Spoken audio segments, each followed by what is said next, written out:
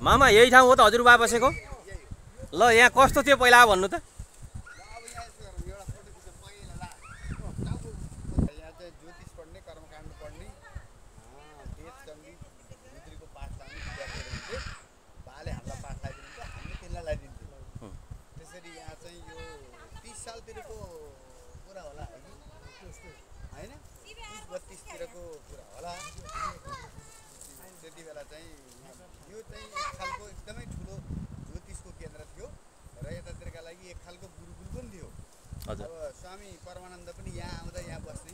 हजुर। र अहिलेका हरिहर आश्रमका ज्ञानानन्दजीहरू पनि त्यति बेला ब्रह्मचारी हुँदा हजुर यहाँ आएर बसेर आँपहरू खाएर जाने हजुर परम्परा थियो।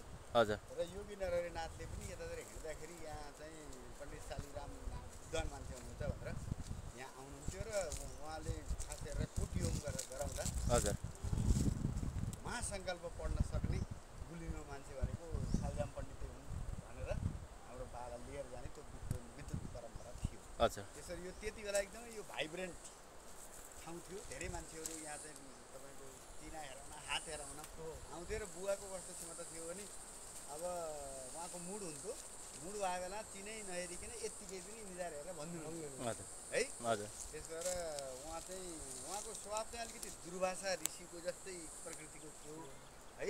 हजुर। अब सानो कुरामा पनि उहाँ झडङ्ग गर्नुहुन्थ्यो, तर एकदमै भित्र चाहिँ विवेक, गम्भीर विवेक उहाँमा थियो, दिव्यता थियो र यो त्यति बेला केन्द्र थियो। र पछि चाहिँ अब बुवाले यो ठाउँमा केही वर्ष बसिसकेपछि 10 वर्ष जति बसिसकेपछि फेरि छोडेर रामापुरतिरै जानुभयो होइन।